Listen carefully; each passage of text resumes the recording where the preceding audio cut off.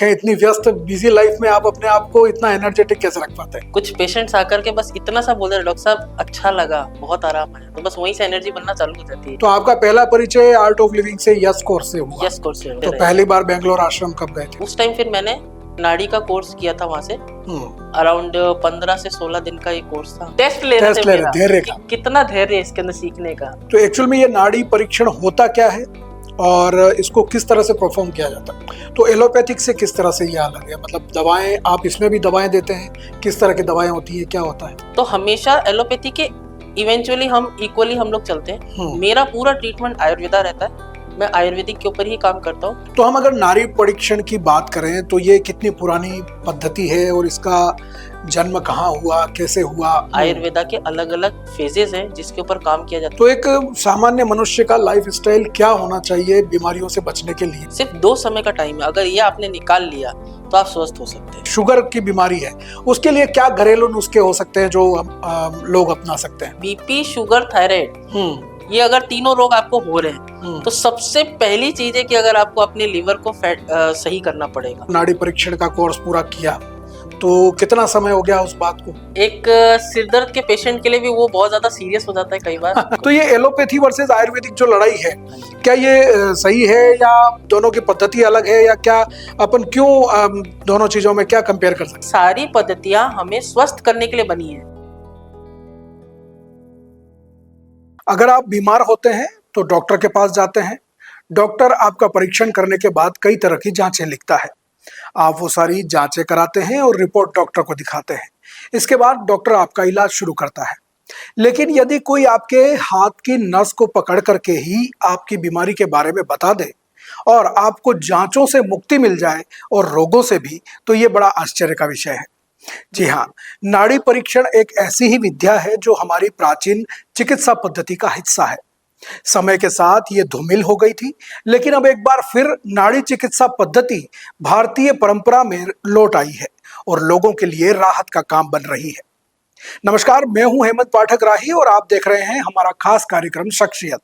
तो आज के इस कार्यक्रम में हम ऐसे ही डॉक्टर से मिलने वाले हैं जो नाड़ी परीक्षण का काम करते हैं। उनके पास सैकड़ों मरीज आते हैं, रोज वो मरीजों की नाड़ी परीक्षण करते हैं, उनकी रोगों की जानकारी लेते हैं और उनका उपचार करते हैं। अब इसमें न किसी प्रकार की जांच होती है और न ही किसी प्रकार की लेबोरेटरी रिपोर्ट। तो ऐसे डॉक्टर हैं जो महीने में 30 दिन में से 29 दिन कैंप करते हैं। अलग अलग जगह पर, राजस्थान, मध्य प्रदेश, पंजाब, कई जगह वो जाते हैं और लोगों से मिलते हैं और उनका उपचार करते हैं। मैं बात कर रहा हूं डॉक्टर अंकुर द्विवेदी की।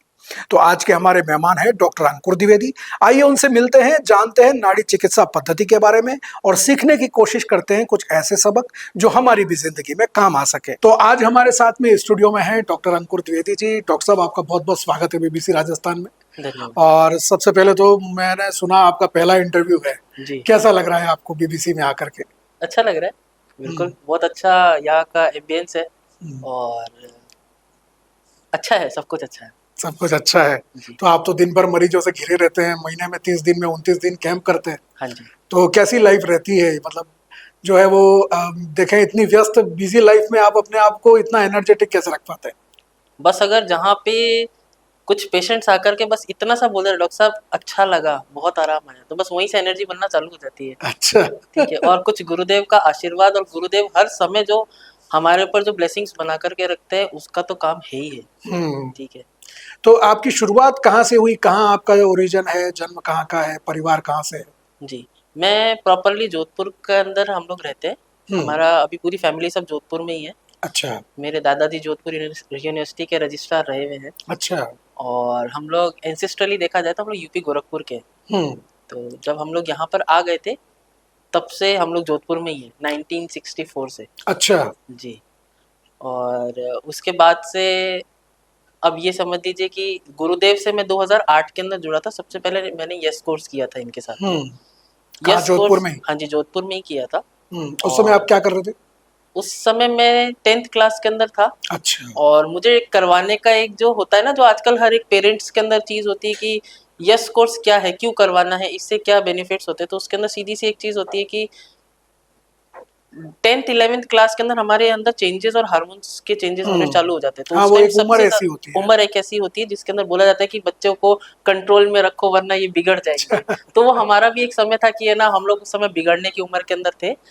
तो हमें कंट्रोल किया जा रहा था कि ध्यान करो, मेडिटेशन करो, जिससे आपको ज्यादा गुस्सा ना आए, आपके अंदर एक कंट्रोल बना हुआ रहे। तो बस वहीं से ये चीज चालू हुई थी। उसके बाद धीरे धीरे मैंने एक बार बेसिक कोर्स किया 2012 के अंदर, फिर उसके बाद 14 के अंदर फिर एक बार बेसिक कोर्स वापस से रिपीट किया था जी। फिर धीरे धीरे मैं एक नाड़ी वैद्य से मिला था सबसे पहले 2009 के अंदर, जिनको मैंने खुद ने अपनी नाड़ी दिखाई थी। नाड़ी दिखाते ही जब मैंने उनको नाड़ी दिखाई, जो जो चीजें उन्होंने बताई थी, एंड आई वाज शॉक्ड, अरे ये कैसे हो सकता है, इन तो सब बता दिया।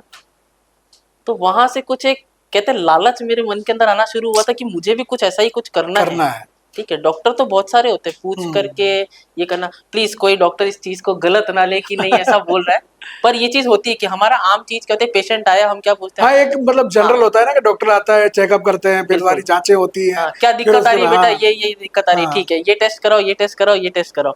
उन्होंने कुछ बिना कुछ बोले, बिना कुछ किए भी, उस टाइम मेरा कुछ हीमोग्लोबिन बहुत ज्यादा डाउन जा रहा था, मेरे को जॉइंटिस की प्रॉब्लम भी हुई थी, साथ में कुछ यूरिन के अंदर प्रॉब्लम हुई थी, कुछ मेरे को एक यूनिक चीज थी कि मेरे पैर में कुछ मुझे इचिंग वगैरह हुई थी, वो उन्होंने तुरंत बता दी थी कि ये चीज एग्जैक्टली ये चीज हो रही है। तो वो थोड़ा सा मेरे लिए शॉकिंग था। और सबसे बड़ी चीज थी कि वो भी जो वैद्य थे वो भी बहुत कम उम्र के अंदर ही थे। ठीक है, आज जिस पड़ाव पे मैं हूँ वो भी उसी पड़ाव पर थे। अच्छा। और उन्होंने जब ऐसा कुछ बताया तो मेरे लिए बहुत यूनिक चीज थी, तो मैं और जानने की उसमें लालच तो में था उसमें कि आपको इंटरेस्ट जागने लग गया। बिल्कुल। और एजुकेशन वगैरह सर आपकी जोधपुर में हुई? मेरी जोधपुर से हुई थी। कहाँ 12th तक मैंने किया था सेंट्रल एकेडमी से।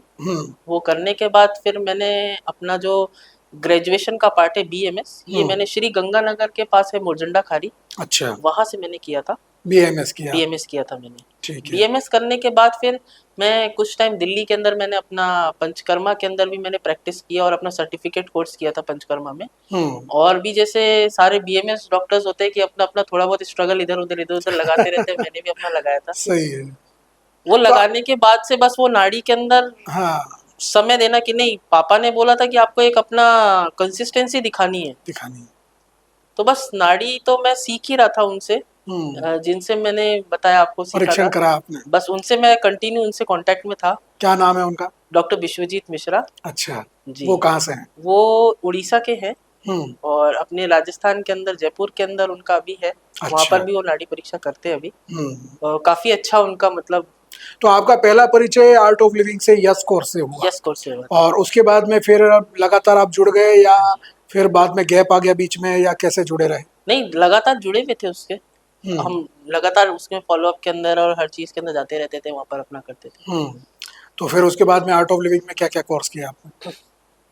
बस मैंने इतना ही किया था। अच्छा। इससे ज्यादा कुछ भी नहीं किया था। अच्छा। फिर उसके बाद मैंने अपना जब बीएमएस कंप्लीट कर लिया तो उसके बाद फिर मेरे फादर साहब ने बोला कि अब तुम जाओ, अब तुम भी नाड़ी परीक्षा सीखना शुरू करो। और जो मेरे गुरु थे जिन्होंने मुझे नाड़ी सबसे पहले सिखाना चालू किया था, डॉक्टर विश्वजीत जी ने, उन्होंने ही मुझे बोला कि नहीं, अब इसको धीरे धीरे आप एक बार आश्रम भेजो जिससे कि ये और ज्यादा अच्छा रिफ्रेश हो सके। वो वहां से जुड़े हुए थे? बिल्कुल, वो वहां से जुड़े हुए थे, सारा उनका चल रहा था।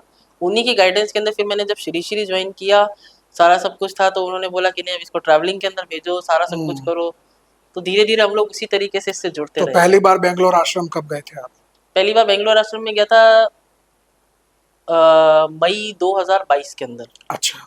उस टाइम फिर मैंने नाड़ी का कोर्स किया था वहां से। अराउंड 15 से 16 दिन का ये कोर्स था हमारा। क्या क्या सिखाते हैं उसमें? सारा सब कुछ, मतलब मेडिटेशन से लेकर के हर चीज उसके अंदर है। बट एक तरीके से समझ सकते हैं कि एक शॉर्ट कोर्स है ये। ठीक है, आपको इसके साथ साथ कई चीजें और भी सीखनी पड़ेगी।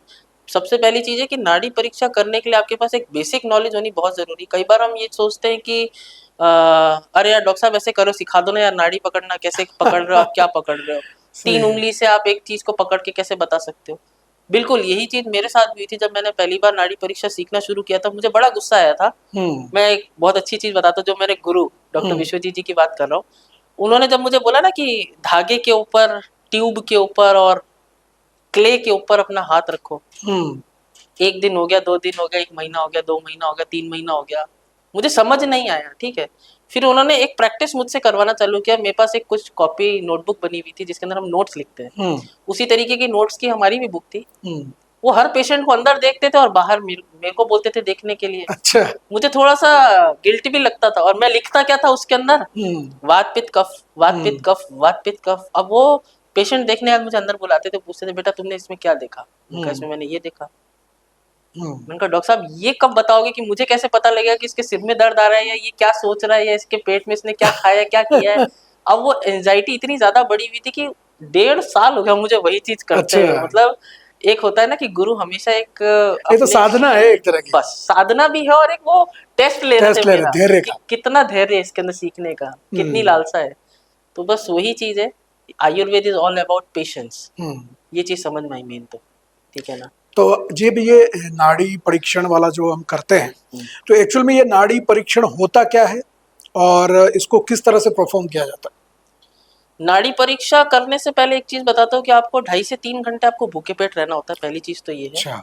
भूखे पेट रहने का ये महत्व नहीं है कि आप नाड़ी से कुछ नहीं बता सकते, नाड़ी से हम खाना खाने के बाद भी बता सकते हैं, पर एक ये इक्विलिब्रियम मेंटेन कर देता है कि वात पित्त कफ 2.5 घंटे के अंदर इस स्टेज के ऊपर होगा या इस लेवल के ऊपर होगा, तो इसके लिए क्या गति या क्या रोग उत्पन्न हो सकता है, ठीक है।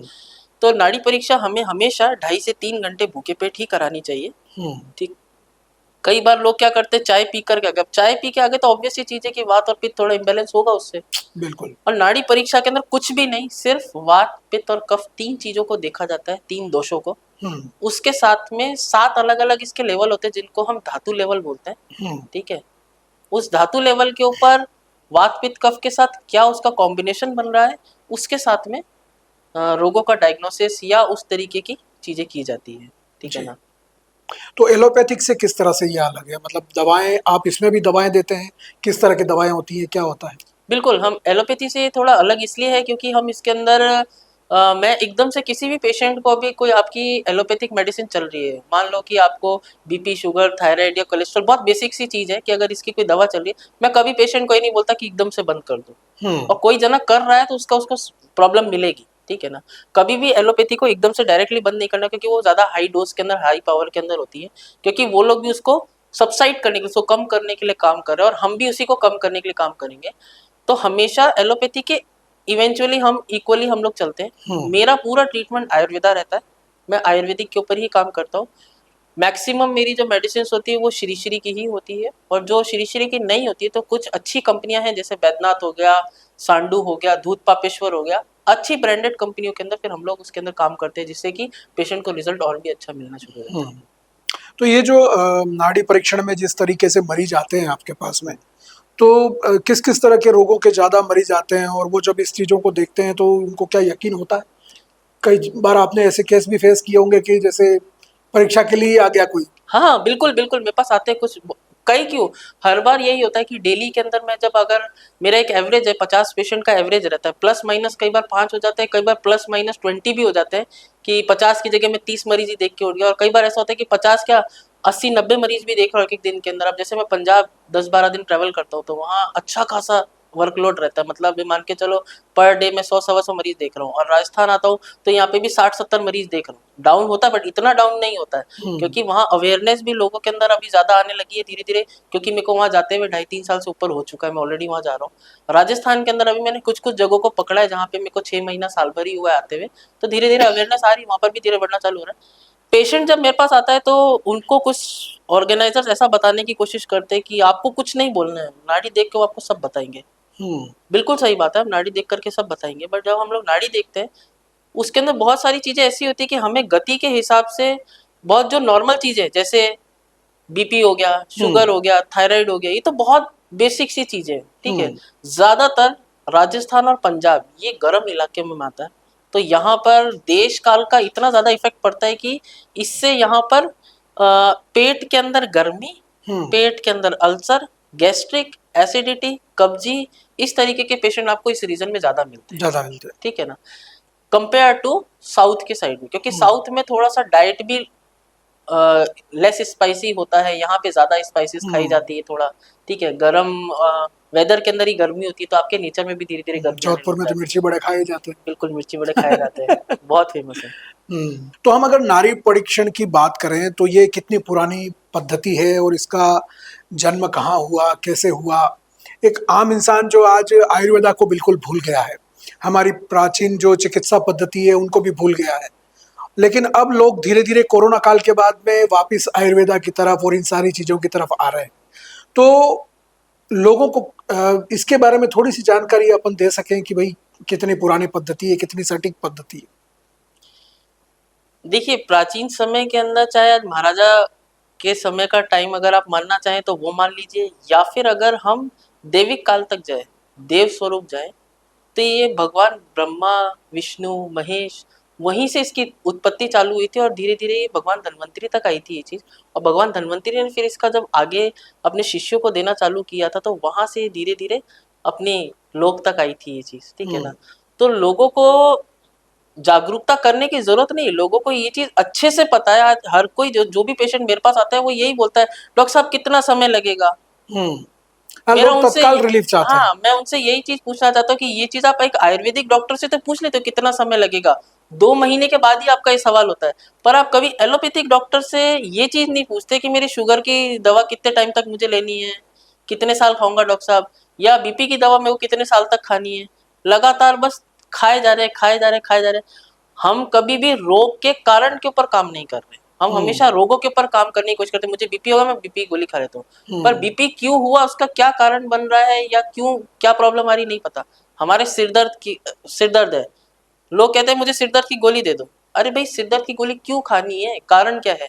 आपकी नींद पूरी नहीं हुई, कोई सी आप टेंशन के अंदर थे, या आपका बीपी ज्यादा बढ़ गया, या पेट में गैस्ट्रिक ज्यादा हो गई, या आपके सिर में कोई चोट लगी हुई थी, या आप धूप में ज्यादा चल लिए, या आप खड़े होकर के गोल गोल गोल गोल घूम रहे थे इसलिए आपको चक्कर आ रहा था, सिर दर्द हो गया, या बहुत ज्यादा चिल्ला रहे थे इसलिए आपके सिर में दर्द आ गया। तो सिर दर्द के हजारों कारण है, आप सिर दर्द के कारण के ऊपर काम करो, सिर दर्द सही हो जाएगा, सिर दर्द सही हो जाएगा। Ayurveda is not about Ayurvedic दवा, जड़ी बूटी या भस्म, चूर्ण, गोली, चटनी, अरिष्ट, आसव, उसके बारे में आयुर्वेदा नहीं है। आयुर्वेदा के अलग अलग फेजेस हैं जिसके ऊपर काम किया जाता है। सबसे पहली चीज होती है दिनचर्या के ऊपर काम करना। अगर पेशेंट आपके पास में आ रहा है तो पहले आप उससे दिनचर्या के बारे में करो। मैंने नाड़ी देखी, मैंने उसको बताया कि आपके शरीर में मुझे ये गति मिल रही है वात पित्त कफ की, उसके अनुसार आपके शरीर में ये रोग उत्पन्न हो सकता है। अगर आपके शरीर में ये रोग उत्पन्न हो रहा है तो इसके क्या क्या कारण हैं। पहली चीज कि आप सुबह कितने बजे उठ रहे हो, क्या आपका खान पान चल रहा है दिन भर, क्या आपकी लाइफस्टाइल है। मतलब पहली चीज, लाइफस्टाइल डिसऑर्डर्स को अगर आपने सही कर दिया तो आधी से ज्यादा बीमारियां वैसे सही होने लग जाती है। फिर आते हैं हम खान पान के ऊपर कि अब आप दिन भर के अंदर खा पी क्या रहे हो, कि आपकी डाइट क्या है, सप्लीमेंट्री क्या है, आप कैसे क्या चीज ले रहे हो, वो आ गई। तीसरी चीज आती है कि अब आप इनके साथ में क्या आप ले सकते हैं। तो जो आयुर्वेद के अंदर चूरन चटनी आते हैं तब इनकी बारी आती है। और सबसे लास्ट चीज जो आती है आयुर्वेद के अंदर वो ये रहता है कि अब आप फिजिकली कितने एक्टिव और क्या एक्टिविटी कर रहे हो। योग, प्राणायाम, साधना, वॉकिंग, जॉगिंग, जो भी आप कर रहे हो ये सारी फिजिकल एक्टिविटीज में आती है। मैं बेसिकली इन 4 चीजों के ऊपर काम करता हूँ, मुझे इतने शानदार रिजल्ट्स मिलते हैं।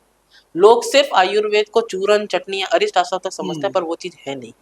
आपने ये जो प्रक्रिया बताई है, सारी चीजें बताई, अपन एक एक चीज के ऊपर थोड़ा सा विस्तार से बात करते हैं। जैसे लाइफ स्टाइल की जो आपने बात की, तो एक सामान्य मनुष्य का लाइफ स्टाइल क्या होना चाहिए बीमारियों से बचने के लिए, कैसे उसे अपना एक दिनचर्या तय करनी चाहिए? ठीक है, मैं बहुत अच्छी चीज बताता हूँ इसके अंदर कि एक आयुर्वेदा के हिसाब से हमारी एक बायोलॉजिकल क्लॉक होती है जिसके अंदर कुछ चीजों को बहुत अच्छे से बताया गया है। जैसे मॉर्निंग के अंदर 6 बजे से लेकर के 10 बजे तक, या शाम की 6 बजे से लेके रात्रि की 10 बजे तक, ये जो काल होता है ये हमारा कफ का काल होता है। अच्छा, ठीक है। मॉर्निंग की 10 बजे से लेके दोपहर की 2 बजे तक, या रात्रि की 10 बजे से लेके रात्रि की 2 बजे तक, ठीक है, ये हमारा होता है पित्त का काल।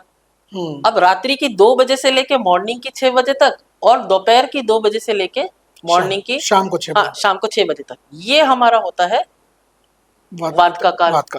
ठीक है। अब वात पित्त कफ कर क्या रहा है, इसी के अकॉर्डिंग अगर हम चलना चालू करते हैं, बहुत सारे हमारे धर्मशास्त्र के अनुसार कई धर्मों के अंदर हमारे जो कई पूजा पाठ आते हैं और कई जो चीजें हमारे हैं, चाहे वो हिंदू हो, चाहे मुस्लिम हो, चाहे सिख हो, चाहे ईसाई, कोई भी धर्म हो, सबके अंदर खाने का समय, पूजा पाठ का समय और जो भी बताया गया है वो क्यों संध्याकालीन या फिर अर्ली मॉर्निंग के बारे में बताया गया। हर धर्मशास्त्र में किसी भी धर्म के अंदर रात को 2 बजे पूजा या घंटी बजाना या अल्लाह को बुलाना कहीं कुछ नहीं बताया गया है। सब में मॉर्निंग टाइम में बताया। क्यों? उस टाइम मॉर्निंग टाइम में हमारी पॉजिटिविटी ज्यादा होती है, एनर्जी ज्यादा होती है, वात ज्यादा होता है। तो जब वो चीज होती है तो उस समय बताया गया ना कि घंटी बजाएंगे तो उसमें से पॉजिटिव वाइब्स आती है। तो उससे पॉजिटिविटी जब बढ़ना चालू होती है तो धीरे धीरे जब दिन बढ़ना चालू होता है, जब सूरज बढ़ना चालू होता है, तो आप धीरे धीरे वात का शमन करना चालू कर देते हो। तो सुबह के 4 बजे से लेके 6 बजे तक वात बहुत, रात्रि 2 बजे से मैंने बताया था 2 बजे से चालू होता है, तो 2 बजे के बाद से जब वात बहुत ज्यादा हाई कब होगा? 4 बजे। 4 बजे जब वो धीरे धीरे डाउन होगा, हम उस वात को ठंडा करने लगते हैं, उस हमारा शरीर ठंडा होता है बहुत ज्यादा, और धीरे धीरे हम जब गर्मी की तरफ बढ़ते हैं तो हमारे शरीर में कफ को पैदा करता है, ठीक है ना, कफ की वृद्धि करता है। इसके बाद धीरे धीरे करते करते हम सुबह का टाइम जब आता है, जो ये 6 से 10 का टाइम होता है, ये हमारा सबसे ज्यादा नरिशमेंट का काल होता है। 4 बजे से 6 बजे तक ये हमारा एक्सरसाइज का, कुछ फिजिकल एक्टिविटी का, कुछ ध्यान संबंधी, कुछ पूजा संबंधी, या फिर कुछ योग प्राणायाम संबंधी का समय होता है, ठीक है। 6 बजे के बाद से हमारा प्रॉपरली बोले तो न्यूट्रिशन का समय होता है, नरिशमेंट का समय होता है। इस समय में हमें बहुत हल्की सी एक डाइट लेनी चाहिए, जैसे 6-7 बजे। मैं आपको बहुत अच्छी चीज बताऊंगा कि कुछ राजस्थान में भी कुछ लोग अभी भी मौजूद हैं, ऐसे पुराने हमारे बुजुर्ग, ठीक है। धीरे धीरे ये विलुप्त होती जा रही चीजें। पंजाब में भी ऐसे कुछ लोग अभी मौजूद हैं, विलुप्त होते जा रहे हैं। क्यों? इनकी एज अब इतनी हो गई कि खत्म होते जा रहे हैं, पर ये लोग अब आगे उस चीज को बता नहीं रहे और करना नहीं चाह रहे। क्या सुबह 6-7 बजे उठ के आप क्या कर पाओगे? कुछ नहीं कर पाओगे। जब आप सुबह 3:30-4 बजे आप उठ करके आप खेत चले गए अपने, तो 6-7 बजे आपको ऑटोमेटिकली आप भूख लगेगी, आप कुछ खा करके फिर अपने काम पे वापस से निकल जाओगे, ठीक है। जब हम 6-7 बजे उठ करके 8 बजे तक अपनी दैनिक चर्या में आ रहे हैं, तो आप नाश्ता कब करोगे? अधिकतर घरों में आजकल नाश्ता सुबह 9 बजे 10 बजे हो रहा है, वो राइट टाइम है ही नहीं नाश्ता करने का।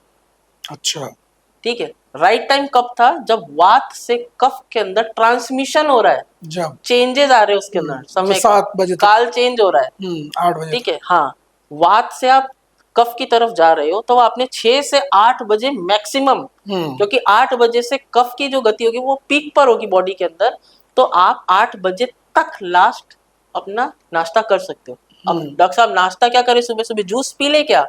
नहीं पी सकते। अच्छा, कफ की गति हो रही है, कफ का काल है, कफ वृद्धि कर जाएगा, बहुत ज्यादा जुकाम खांसी हो जाएगा, उससे गला पकड़ जाएगा आपका, आप नहीं कर सकते एकदम से, या बॉडी में स्तब्धता आ जाएगी, रुकावट आ जाएगी बहुत ज्यादा, ठीक है। अब इसके लिए आपको क्या करना पड़ेगा? उस समय कुछ आपने हल्के से मिलेट्स ले लिए, कुछ ओट्स खा लिए। मिलेट्स बहुत अच्छी चीज। मिलेट्स क्या है? यही तो हमारी पैदावार थी ना भारत की। गेहूं तो हमारा था ही नहीं, हमने तो गेहूं कभी पैदा किया ही नहीं था, ठीक है। हमारे पास क्या था? जौ, बाजरा, कांगनी, यही सब चीजें यहाँ पर होती थी, और हमने उन सब चीजों को छोड़ दिया, इसीलिए इतने सारे रोग उत्पन्न हो रहे हैं यहाँ पर, ठीक है। अब 8 बजे तक आपने जब नाश्ता कर लिया, तो उसके बाद हम एकदम उसके बाद जो समय आता है वो आता है पित्त का। वो कब से चालू होता है? 10 बजे से। और पीक पे कब जाएगा? 12 बजे। अब 12 बजे जब भूख लगना चालू हो गया आपको, एक बार तो 12-1 बजे के आसपास आपको भूख लगेगी। उसका कारण है कि पित्त का काल आया, वो बहुत ज्यादा पित्त हाई होता है उसके अंदर, तो जितना भी आपने सुबह खाया था वो भी डाइजेस्ट हो जाएगा, अब जो बचा वो भी सब डाइजेस्ट हो गया, तो आपको अब भूख तो लगनी ही लगनी है, ठीक है। अब हमें क्या करना है? 12 बजे से लेकर 2 बजे के बीच में, इतना ही पित्त का काल है। इस समय के बीच में दिन का सबसे गरिष्ठ, सबसे हैवी भोजन जो होता है वो आप खा सकते हो। 4 रोटी की भूख है, 6 रोटी खा लो। पनीर खाने का मन है, दबा के पनीर खा लो। सैंडविच खाना है, आज खा लो, ठीक है। मना नहीं करता मैं खाने के लिए किसी को भी, पर खाओ, अच्छे से खाओ, पेट भर के खाओ। फुलनेस मतलब पेट में जितनी जगह है उससे ज्यादा खाओ आप। इसका कारण बताऊंगा। क्योंकि दिन की जो गर्मी थी, जो उष्णता थी एटमॉस्फेयर में, वो प्लस आपके शरीर के अंदर जो पित्त की ऊर्जा थी, अग्नि थी बहुत ज्यादा, वो जो फायर है, ये आपके शरीर के अंदर गैस्ट्रिक एसिडिटी को प्रोड्यूस कर रही है बहुत ज्यादा। अच्छा। अब जो आप गरिष्ठ भोजन खाओगे, उसको वो अग्नि डाइजेस्ट होने में लग जाएगी पूरी, ठीक है। फिर आप धीरे धीरे वात के काल में वापस जाने लग जाओगे। संध्या का समय आ जाएगा। संध्या का समय आएगा तो हमारा शरीर धीरे धीरे डाउन होने लग जाता है। हमने दिन भर जो ऑफिस में काम किया, जॉब पे काम किया, कहीं भी हम काम कर रहे हैं, तो हमारा शरीर ठंडा पड़ना चालू होता है। हमको एक चाय, छोटे शॉर्ट ब्रेक की जरूरत होती है। आप शॉर्ट ब्रेक लो उस टाइम कितने बजे? अगेन वही 5 से 6 बजे के बीच है, जब फिर वापस परिवर्तन आएगा। अच्छा, क्या खाना है उस समय? कुछ थोड़े से स्प्राउट्स खा लिए, सीजनल फ्रूट आप खा सकते हो उस समय पे, अच्छा, ठीक है। वो खाने के बाद आपका जो सबसे आखिरी मील होगा, अब वो कब होगा? रात्रि के 8 बजे से पहले पहले। अच्छा। वो आपका डिनर का टाइम है, सबसे आखिरी भोजन। उसके बाद कुछ लोग अभी गलतियां कर रहे हैं, जैसे क्या करना चालू करते हैं कि हमने खाना खा लिया, चलो भाई आइसक्रीम खा कर के आ जाते। तो हमें आइसक्रीम क्यों खानी, किस लिए खानी है? खाना खा लिया ना, आपको खाना था उससे पहले आप ये चीज ले सकते थे, खाने के बाद में नहीं लेनी। सर्दियों में लोगों की आदत होती है खाना खा लिया उसके बाद चले गए 1 ग्लास दूध पी करके आ जाते हैं। अभी तक के कुछ केसेस मैंने ऐसे देखे हैं, मैं ये नहीं कहूंगा कि हर चीज हर किसी के लिए अवेलेबल है या हर चीज हर किसी के लिए बनी हुई है आयुर्वेद के अंदर। तो दूध सबको रात में पीना चाहिए? नहीं, बिल्कुल नहीं पीना चाहिए। ऐसे भी लोग देखे गए जो रात के अंदर दूध पी रहे हैं, उनके सिर के अंदर भारीपन आ रहा है। कारण क्या बन रहा है? रात को 10 बजे से 2 बजे तक मैंने पित्त का काल बताया था, अगर उस समय आप दूध को लोगे, दूध के अंदर प्रोटीन, कार्बोहाइड्रेट, फैट सब कुछ मौजूद है। जब आप वो रात में ले रहे हो तो लीवर तो आपका डाइजेशन में लगा हुआ है। सुबह के 3-4 बजे तक तो वो डाइजेस्ट ही नहीं कर पा रहा उस चीज को पूरा। पित्त को बहुत ज्यादा हाई कर दिया, वो सीवियर हाइपर एसिडिटी के अंदर वो चीज चली गई। अब जब सुबह आप उठोगे तो आपको ऐसा लगेगा मैं तो सो के उठ गया पर यार सिर में भारीपन आ रहा है, नींद पूरी नहीं हो रही मेरी। मैंने उनको दूध मना किया पीने के लिए रात में, एंड दे आर ओके कि हमारा तो माइग्रेन ही खत्म हो गया, हमारी तो एसिडिटी खत्म हो गई डॉक्टर साहब। तो कुछ लोगों को रात में बताया गया, कुछ लोगों को रात में नहीं बताया गया, तो वो आप अपने हिसाब से वो चीज कर सकते हैं। पहले आपको पूछना चाहिए, किसी एक आयुर्वेद चिकित्सक के पास जाइए, आप उनसे नाड़ी वैद्य के पास जाइए। अगर आप नाड़ी देख करके ये नहीं बता रहे वात पित्त कफ क्या है या आपसे क्या चीज उत्पन्न हो सकती है, तो फिर नाड़ी का कोई मतलब नहीं है। अभी जैसे आपने ये खाने पीने का और पूरा रूटीन बताया सुबह से लेकर के रात तक क्या करना चाहिए, लेकिन अभी जैसे शादी ब्याह का माहौल है, लोग रिसेप्शन में जाते हैं, तो खाना ही उनका 8 बजे बाद शुरू होता है, तो रात को 12-12, 1-1, 2-2 बजे तक खाना खाते हैं। तो ये मतलब क्या बीमारियों का यही कारण है, या इसको लेकर के जो है वो कैसे, जैसे आदमी दिन भर से भूखा है, रात को 2 बजे खाना मिल गया, 10 बजे खाना मिल गया, 12 बजे खाना मिल गया, तो आदमी क्या करे? कई बार लाइफस्टाइल हमारी ऐसी हो जाती है कि हम इतने ज्यादा व्यस्त हो जाते हैं कि हमारे पास समय नहीं होता हमारे खुद के शरीर के लिए। तो जब हमारे पास शरीर के लिए समय नहीं होगा तो शरीर कुछ तो उसका रिएक्शन दिखाएगा हमें भी, ठीक है। तो हमें ऐसे में क्या करना चाहिए, जैसे अभी आपका सवाल बहुत अच्छा था कि अब शादी ब्याह के अंदर हम लोग गए हैं, तो शादी ब्याह में तो खाना ही 8:30 बजे के बाद या बारात आने के बाद 9 बजे के बाद, कई बार तो बारात रात में 10 बजे पहुंच रही है, तो खाना खुलता ही उस समय है। तो आप क्या करोगे? आप खाइए, बिल्कुल खाइए, पर आपको उस समय क्या खाना चाहिए क्या नहीं खाना चाहिए ये चीज आपको पता होनी चाहिए। आपने एक हल्की सी उस टाइम डाइट ले ली, अब मुझे अगले समय जो हमारी नेक्स्ट मील होगी, जो हमारे सुबह हमें खाना है, वो हमें पता होना चाहिए कि रात का भी हमें डाइजेस्ट हुआ है कि नहीं हुआ है, ठीक है ना। अगर रात का हमें ये मील बहुत ज्यादा हैवी हो गया तो सुबह उठ के हमें कुछ तो उसको डाइजेस्ट करने के लिए फिजिकल एक्टिविटी बढ़ानी पड़ेगी। आप सुबह जो 15-20 मिनट वॉकिंग कर रहे हो, योगा प्राणायाम कर रहे हो, उसका सेशन को आप थोड़ा सा बढ़ा दो उस समय के लिए। बिल्कुल, ठीक है ना। मतलब जो आपने खाया है आप खाओ, पर उसको आपको पता होना चाहिए कि अब हमें क्या करना है उसके लिए। तो ये जो जैसे आपने लाइफ स्टाइल की बात की, उसके बारे में आपने सारा बताया कि सुबह से लेकर रात तक क्या करना चाहिए, क्या खाना चाहिए। वैसे जो आज की बिजी लाइफ है इंसान की, तो अलग अलग प्रकार के जॉब्स हैं लोग, क्योंकि कभी कोई नाइट ड्यूटी कर रहा है, कोई डे ड्यूटी कर रहा है, कोई कब काम कर रहा है, कोई कब काम कर रहा है। तो ऐसे में एक बैलेंस लाइफ के लिए क्या योगा प्राणायाम कर सकते हैं? एक सामान्य समय में अपने 24 घंटे में कितना समय अपने शरीर को एक व्यक्ति जो है आसानी से दे सकता है कहीं पे भी? मेरा एक चीज सबसे कहना है कि योगा, प्राणायाम, ध्यान और साधना ये चीज बहुत हमारे लिए जरूरी चीजें बनी हुई है, पर आजकल लोगों के पास समय नहीं होता ना। जैसे लोग बहुत ही ज्यादा व्यस्त है कि भाई 24 घंटे में से मैं 1 घंटा भी निकालना मेरे लिए बहुत मुश्किल हो रहा है। मैं कहता हूँ 20 मिनट निकाल सकते हैं। 20 मिनट सुबह, 20 मिनट शाम को, सिर्फ 2 समय का टाइम है। अगर ये आपने निकाल लिया तो आप स्वस्थ हो सकते हैं।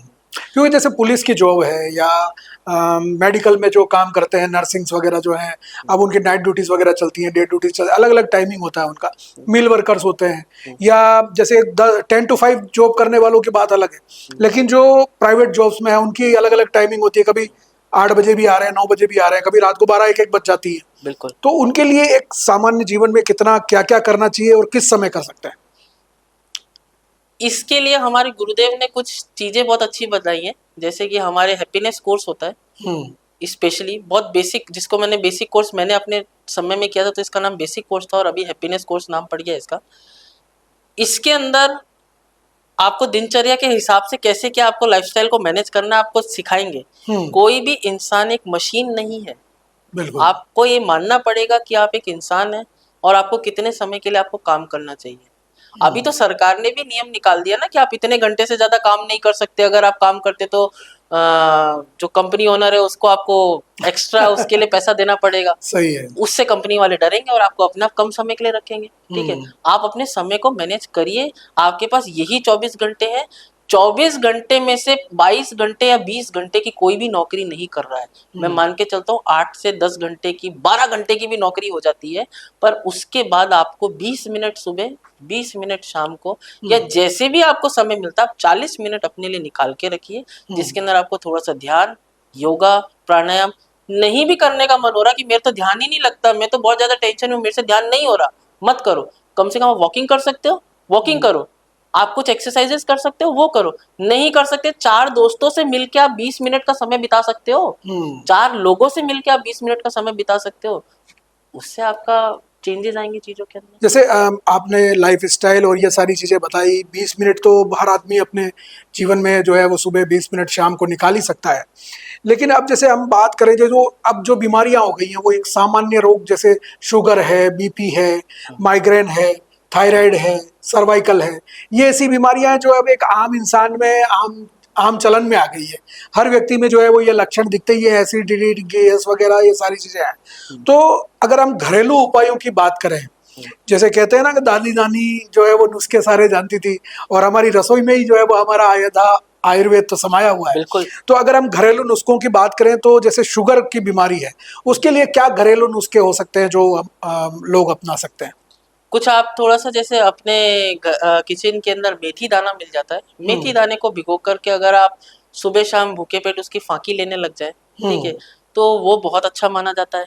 ठीक है, इसके साथ में आप अगर इसकी बीपी की बात करें तो बीपी के लिए बहुत अच्छी चीज बताता हूँ कि बीपी, शुगर, थायराइड, ये अगर तीनों रोग आपको हो रहे हैं तो सबसे पहली चीज है कि अगर आपको अपने लीवर को सही करना पड़ेगा। लीवर के अंदर फैटीनेस जो है, सूजन जो है, उसको सही करो, जिससे कि आपके पेट के अंदर डाइजेशन प्रॉपर होने लग जाए। ठीक है, थायराइड के ऐसे ऐसे पेशेंट्स मैंने देखे जिसके अंदर मैं सिर्फ लीवर टॉनिक देता हूँ और उससे उनका थायराइड सही होने लग जाता है। ये बहुत बेसिक सी नॉलेज बता रहा हूँ मैं। ठीक है, और इससे बहुत अच्छे रिजल्ट्स भी मिल रहे हैं। कारण बताता हूँ, क्योंकि लीवर एक ऐसा ऑर्गन है हमारी बॉडी के अंदर, जो हमारी बॉडी के अंदर चाहे मेंटल लेवल पे बात करें, चाहे हार्मोन्स लेवल के ऊपर बात करें, चाहे छोटे मोटे डिसऑर्डर्स के ऊपर बात करें, सबके ऊपर वो अकेला काम कर रहा है। ठीक है, तो हमें लीवर को फैटी करने के लिए, जैसे मैंने बताया, कुछ योग, ध्यान, प्राणायाम, साधना, और स्पेशली वॉकिंग। 20 मिनट की अगर वॉक आप सुबह, 20 मिनट की वॉक अगर आप शाम को गर्म पानी पी करके कर रहे हो, तो आपका शुगर भी बैलेंस आने लग जाएगा, थायराइड भी आपका बैलेंस आने लग जाएगा, और बीपी भी बैलेंस आने लग जाएगा। बशर्ते साथ में आपको पानी का इंटेक थोड़ा सा बढ़ाना पड़ेगा, और थोड़ा सा ये जो कर रहे हैं इससे आराम आ जाएगा आपको। तो अभी आपने जब इसको नाड़ी परीक्षण का कोर्स पूरा किया, तो कितना समय हो गया उस बात को? आज मुझे 2.5 साल से ऊपर हो गया मुझे श्री श्री से जुड़े हुए। उसी समय पर मैंने नाड़ी परीक्षण का कोर्स किया था श्री श्री से। उसके अलावा मैं कुछ और भी वेद, पुराने वेद से मिला था। जैसे कुछ वेद होते हैं जिनको सिर्फ जॉइंटिस के बारे में इतना नॉलेज होता है कि वो आपका हाथ पकड़ के बताता है इसके तो जॉइंटिस आ रहा है। ठीक है, साल भर के बाद उससे जब पूछने वाले कहता है अरे इसको तो देखा हुआ है मैंने, इसके तो सही आ रहा है सब कुछ। तो बहुत यूनिक चीज होती है। ऐसे ही कुछ और भी थे, जैसे दादी माँ होती थी हमारे घरों के अंदर, तो वो बैठी हुई वो देख करके बता देती थी अरे इसकी बहू के तो अभी लल्ला आ रहा है। ठीक है, तो वही चीजें हैं इसके अंदर, ये पुरानी चीजें हैं, कोई नई चीज नहीं है, पर कुछ कुछ यूनिक लोगों को आपको पकड़ना पड़ता है अगर कोई नाड़ी परीक्षा एक्चुअल में सीखना चाह रहा हूँ। मैं नए यूथ से, नए लोगों से सबसे यही कहना चाहूंगा जो भी बीएमएस कर रहे हैं, आप प्लीज नाड़ी परीक्षा की तरफ थोड़ा बढ़ने का और भी प्रयास करें। ये बहुत अच्छी चीज है। ठीक है, आप एमडी करना चाह रहे हैं, सब कुछ करना चाह रहे हैं, आपको समय भी और लगेगा, सब कुछ होगा, पर नाड़ी परीक्षा जैसी कोई भी चीज नहीं इस दुनिया में। तो आपने इतने मरीज देखे, इतनी जगह आप कैंप करते हैं, तो कभी कोई ऐसा मरीज आया हो, आपको लगा हो कि यार ये बहुत क्रिटिकल है, या मरीज ने अपने आप को क्रिटिकल बताया हो और उसको जो है वो रिलीफ मिला हो? बिल्कुल सही बात है। एक सिर दर्द के पेशेंट के लिए भी वो बहुत ज्यादा सीरियस हो जाता है कई बार कि अरे डॉक्टर साहब आप नहीं जानते मेरे को कितना भयंकर सिर दर्द है। ठीक है, और कई बार जो कैंसर जैसा जो पेशेंट होता है उसके लिए भी वो जो बीमारी है वो बहुत छोटी सी बीमारी बन के रह जाती है। ठीक है, ऐसे ही एक केस मेरे साथ पंजाब के अंदर हुआ था। वो पेशेंट जब अपना सारा, जब लोग सारे परेशान हो जाते हैं ना हर तरफ से, तभी वो लोग आयुर्वेदा में आते हैं एटलस फाइनली। तो ऐसे ही कोई एक कपल था, female was just 32 years. Okay. और जो मेल थे वो 33 ईयर्स, मतलब हम उम्र के थे। उनको किसी ने बताया नाड़ी वैद्य के बारे में, तो वो फटाफट भागे भागे आए। उन्होंने सारा सब अपना प्रोसेस कंटिन्यू किया और उसके बाद उन्होंने हम दिखाया, सारा मैंने डायग्नोसिस कर लिया।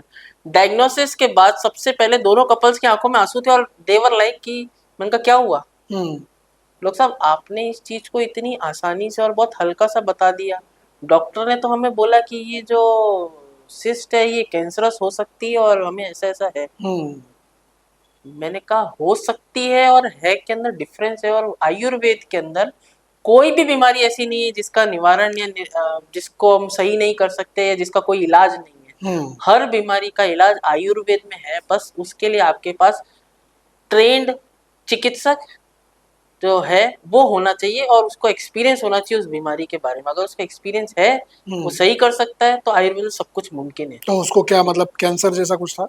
जब मैंने उसको और ज्यादा डायग्नोस किया और जब उसको मैंने बताया कि नहीं ये तो सिर्फ सिस्ट है, अच्छा, तो कहते हैं डॉक्टर साहब उन्होंने तो कैंसर बताया था। मैंने कहा क्यों घबरा रहे हो, मैंने कहा सब्र रखो, क्योंकि नाड़ी के अंदर एक चीज बहुत यूनिक है कि आपको कैंसर है कि नहीं है इस चीज के बारे में भी आपको एक अनुभव होता है। ठीक है, जब मैंने नाड़ी देखी तो मुझे ऐसा कुछ अनुभव हुआ नहीं उसके अंदर। जब मैंने उसकी रिपोर्ट देखी तो उसको 5 सेंटीमीटर की कुछ सिस्ट बताई थी इन्होंने। अच्छा, गांठ थी, मतलब गांठ थी उसके यूट्रस में। उनका डॉक्टर साहब भी सही हो जाएगा, मैंने कहा हो जाएगा। तो बड़े खुश भी हुए और बहुत ज्यादा इमोशनल हो गए थे एक तरीके से कि क्या होगा क्या नहीं होगा, और बहुत ज्यादा कंफ्यूजन में थे। 10-12 दिन के बाद उनको कुछ छोटे मोटे हल्के से कॉम्प्लिकेशंस आए, जैसे कई बार लोगों को रहता है मेरा गला ज्यादा सूखने लग गया, मुझे प्यास ज्यादा लग गई, मेरे मुंह में छाले हो गए। तो ये कोई साइड इफेक्ट नहीं है, ये कुछ दवाएं आपको दी जाती है, उसके साथ आपने क्या खान पान रखा, क्या आपने पानी अधिक मात्रा में पिया कि नहीं पिया, उसके ऊपर डिपेंड करती है सारी चीजें। पर अगर आपका सब कुछ सही है तो आपको रिजल्ट वैसे का वैसा मिलेगा। वो पेशेंट जैसे ही उसको सारा ट्रीटमेंट दिया गया, बिलीव नहीं करेंगे महीने भर बाद जब वो आया तो साथ में 1 किलो मिठाई लेकर के आया और सबके सामने जब वो बैठ करके रोया ना, and why she was crying उसका मुझे बाद में समझ में आया। मैंने उसको बोला भाई शांत हो जा, दिक्कत क्या है ये तो बताओ। तो मैंने उसकी रिपोर्ट देखी, वो 5 सेंटीमीटर से सिर्फ 1.8 सेंटीमीटर की सिस्ट रह गई थी। तो उस चीज की तो खुशी थी। दूसरी जो सबसे बड़ी चीज थी जो मुझे उस टाइम नहीं पता थी कि 32 की एज में जाकर के उसने मैरिज करी थी। अच्छा। और उनकी शादी को सिर्फ 4 महीने हुए थे, दे वर प्लानिंग, वो अपनी फैमिली प्लानिंग के अंदर थे। जहां डॉक्टर ने ऐसा बोल दिया कि अब तुम्हें कैंसर हो सकता है, ये तो गांठ है, यूट्रस तुम्हें रिमूव करना पड़ेगा। तो एक तरीके से उन कपल के लिए अपना सब कुछ पूरा जीवन खत्म हो चुका क्योंकि आजकल तो ये समस्या हो गई है कि महिलाओं को जैसे व्हाइट वाटर डिस्चार्ज की प्रॉब्लम है या यूट्रस के ऊपर जो है वो छाले जैसी प्रॉब्लम है या इस तरह की दिक्कत होती है, तो बस डॉक्टर ये कहते हैं 1-2 बच्चे हो गए तो आप बच्चेदानी निकलवा दो। तो क्या ये इलाज है, मतलब बच्चेदानी निकलवाना? नहीं, बच्चेदानी निकलवाना कोई इलाज नहीं, क्योंकि आज इतने सालों से जो चीज आपकी कंटिन्यू चली हुई आ रही है, जो एक नेचुरल प्रोसेस बना हुआ है कि आपके शरीर से टॉक्सिन्स का रिमूवल हो रहा है, आपके शरीर से गंदगी निकलती जा रही है, आप उस प्रोसेस को पूरी तरीके से रोक दे रहे हो। अब वो अशुद्ध रक्त जो है आपके शरीर के अंदर परमानेंट बना हुआ है, आपने उस पूरे के पूरे प्रोसीजर को, पूरे अपने नेचर को उसको बदल दिया। अब उसका क्या आगे करेंगे? जब वो शरीर में सस्टेन करने लग जाता है तो बीपी, शुगर, थायराइड, मोटापा, एक्सेस में वेट गेन होना चालू हो जाता है उसके बाद। तो ये सब उसके साइड इफेक्ट्स ही, और क्या है। आप प्रायरली सबसे पहले उसको इन्वॉल्व करें कि नहीं इसको हम सही कैसे कर सकते हैं।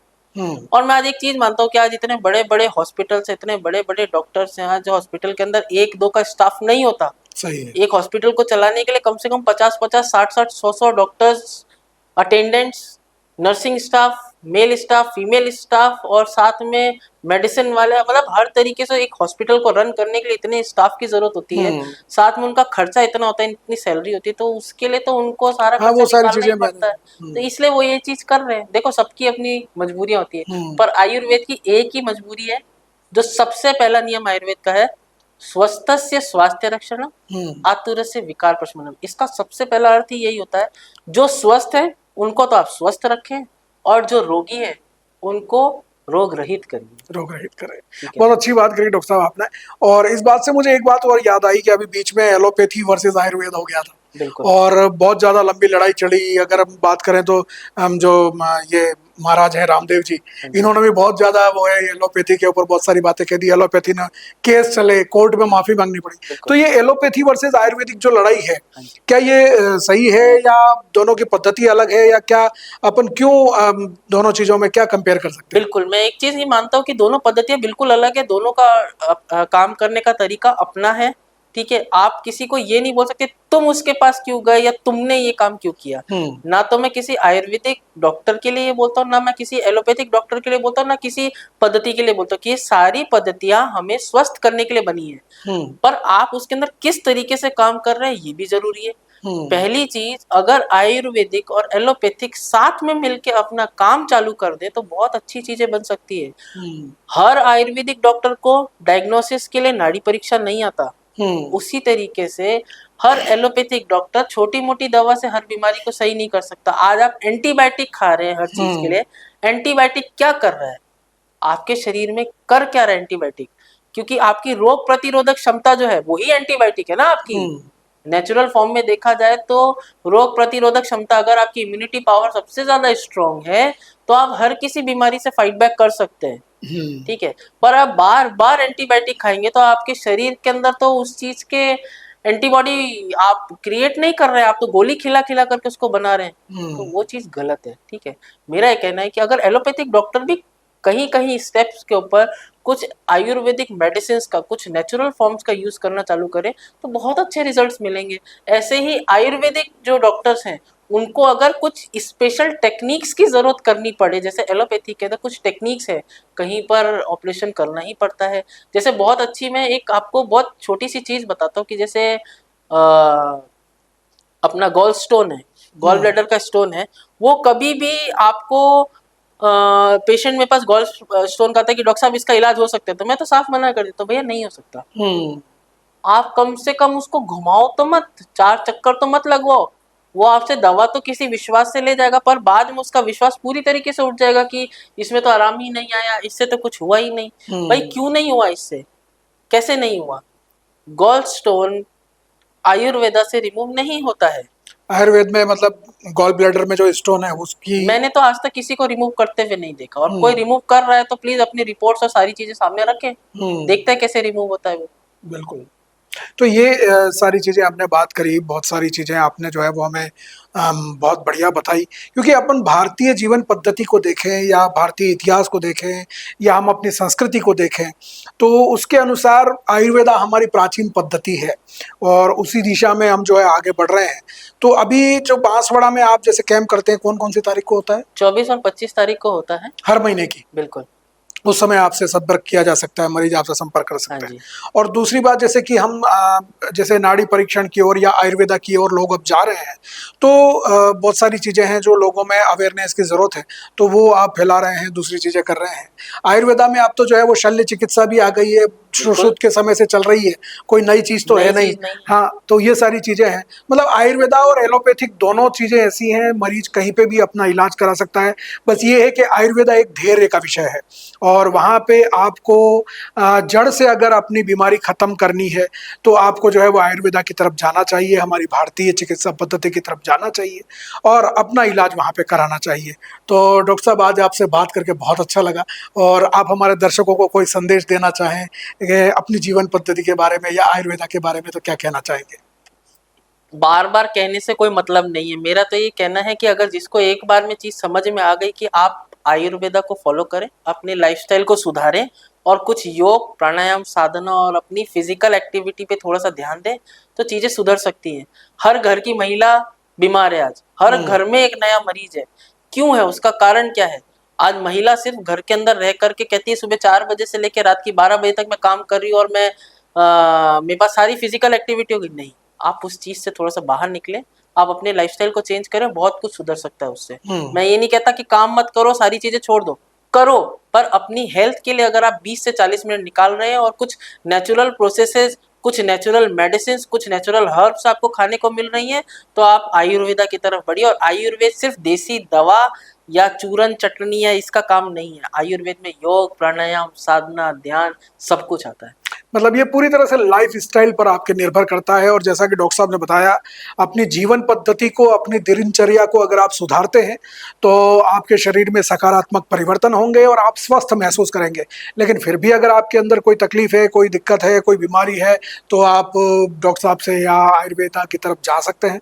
तो आज डॉक्टर द्विवेदी जी से बात करके हमको बहुत अच्छा लगा और आपको भी अच्छा लगा होगा। आपने भी बहुत कुछ सीखा होगा, सुना होगा, समझा होगा।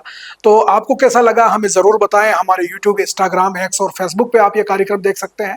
साथ ही वहाँ पे आप अपने कमेंट करके ज़रूर बताएं कि आपको ये कार्यक्रम कैसा लगा। आपके कुछ सवाल हों तो वो भी आप हमें भेज सकते हैं। हम डॉक्टर साहब के सामने वो सवाल रखेंगे, उनसे उन सवालों के जवाब जानने की कोशिश करेंगे। और अगर आप व्यक्तिगत रूप से हमें कोई जानकारी लेना चाहते हैं तो हमारे मोबाइल नंबर है 9414102499, उस पर भी आप हमें संपर्क कर सकते हैं। तो आज के शख्सियत कार्यक्रम में इतना ही। फिर मिलेंगे किसी और मेहमान के साथ में, किसी और शख्सियत के साथ में। जानने की कोशिश करेंगे उनकी जिंदगी के सफर के बारे में और सीखने की कोशिश करेंगे कुछ ऐसे सबक जो हमारी भी जिंदगी में काम आ सके। तो दीजिए तब तक इजाजत। सबको नमस्कार। जय हिंद।